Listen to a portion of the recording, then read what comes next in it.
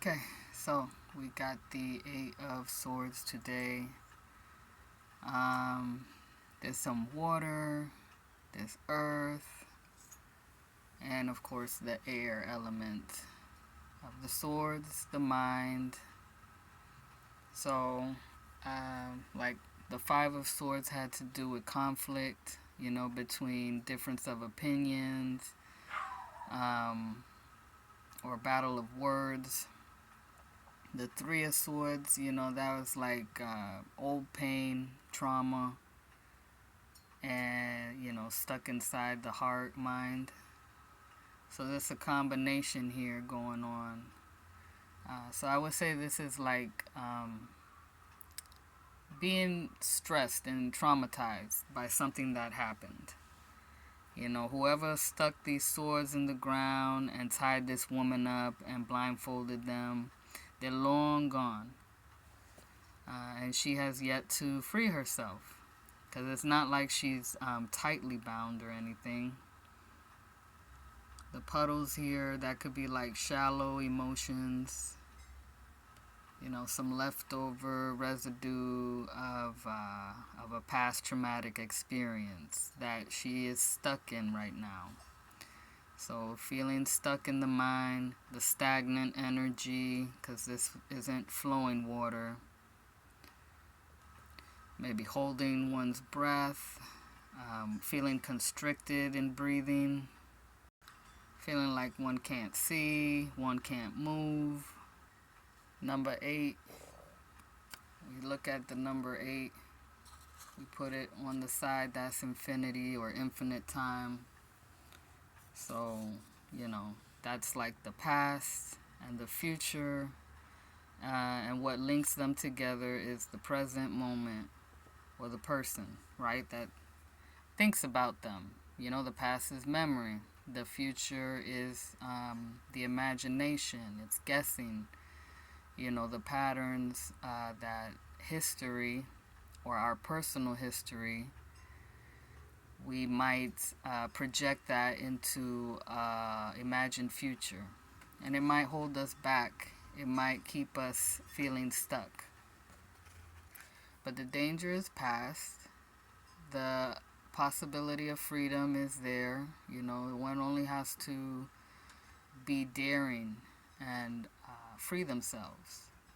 We have air and we have earth, like, this structure in the background. We see a lot of that in the coin, in the pentacles. And then, of course, the water here, the cups. But we don't have the fire element, which is like the motivation, the spirit. So necessity to be fearless is lacking.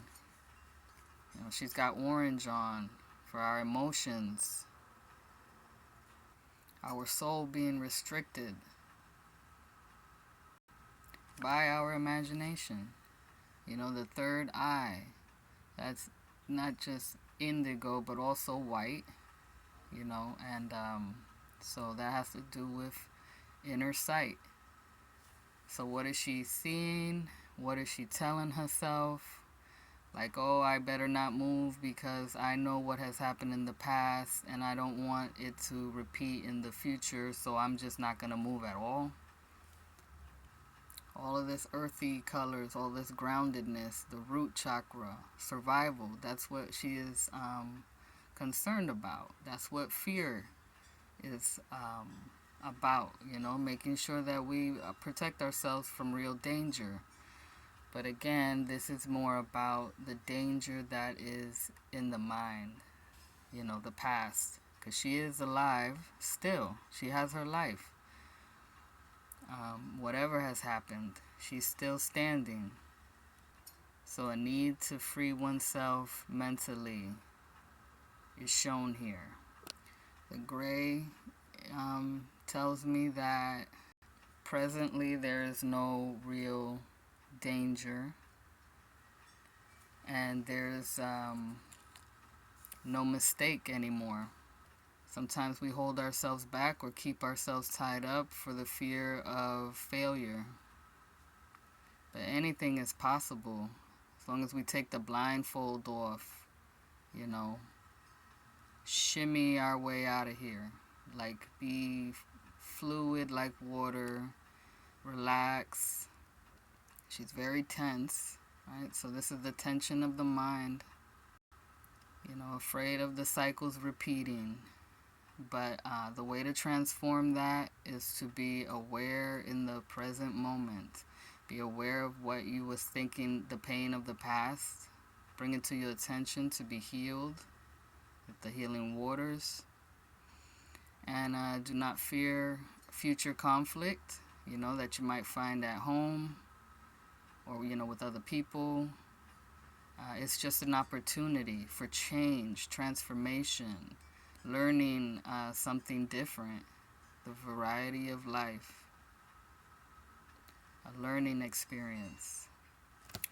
Number 8, also when you look at it, if I added 8 legs, it would kind of look like the spider.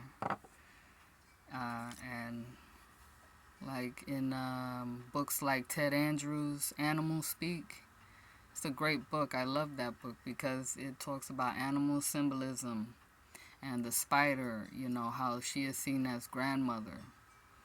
And she's the one who makes the web, and we are in the center of our own web, right? We could even see this as webbing. So it's like the making of our own minds. It could either bind us or it could free us. We could be masters of the web of life, the things that connect us. Grandmother spider, she connects the past and the future together in the present moment. And that's why the spider in the center of the web is an important symbol for the mind, the creative mind, and the power of the mind. And, writing our own stories, right? The spider is seen as a writer. So spider medicine helps us to learn from our past and write our futures here and now in the present moment. And to be sensitive, like to feel the vibrations on our web, and to tell whether it's actual danger or if it's food that's coming to us, right? Like opportunities that life are giving us. So balance is also very important here.